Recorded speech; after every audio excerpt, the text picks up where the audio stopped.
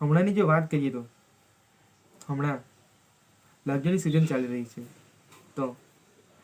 વર પક્ષના લોકો જ્યારે કન્યા પક્ષને ત્યાં ફુલાર લઈને જાય છે, ત્યારે કન્યા પક્ષના આંગણામાં આવીને એક જ ગીત ગાય છે, વેવાઈની શેરી સાકડી.